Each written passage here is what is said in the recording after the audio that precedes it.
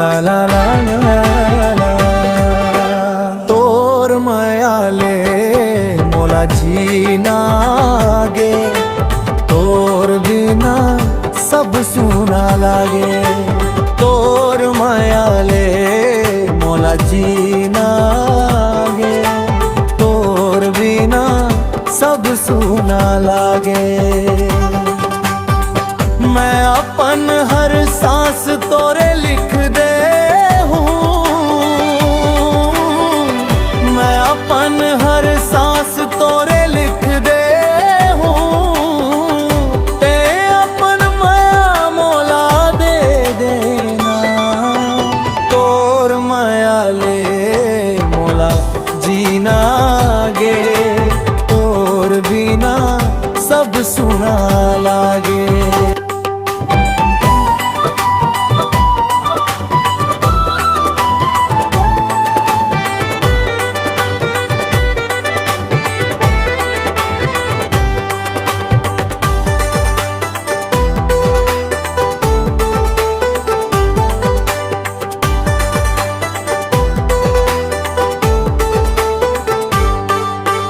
पहली पहली जब मिले वे तोर दिल मोर अचरज खागे। हंसी तोर लागिस चंदा कस अंधियारी रात भगागे। आखी आखी माँ बात होगे, आखी आखी माँ बात रहागे, बिन बोले सब समझागे। तोर माया ले मोला जीना गे, तोर बिना सब सुना लागे।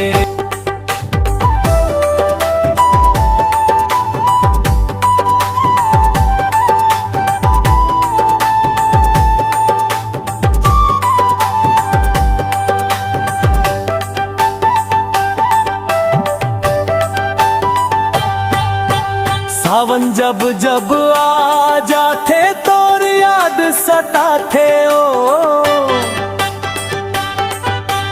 भिंजे चुनरी भिंजे मन माया घलो बरसाते ओ। भूख प्यास सब भूल जाओ, भूख प्यास सब भूल जाओ, तोर सुरता माधो बेरा।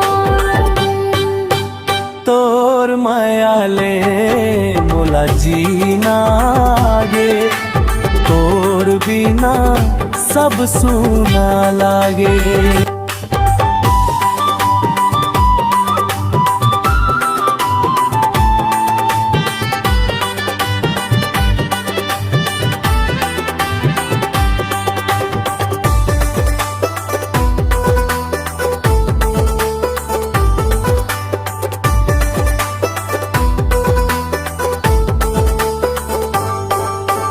गाँव पारा मेला ठेला तोर संग बढ़िया लागे।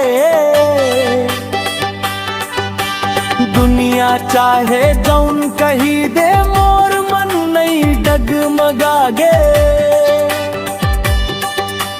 नथिया चूड़ी गजरा साजे, तोरे रूप सिंगार माँ मोर किस्मत चमक जागे। जब हंस देखस प्यार मोर नाव तोरे संग जोड़ दे हूँ।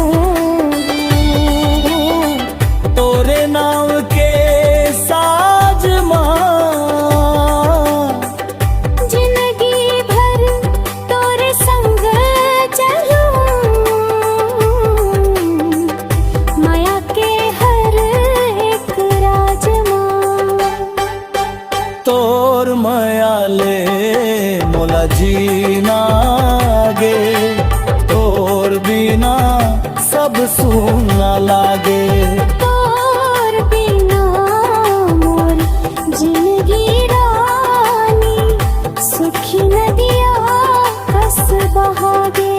तोर माया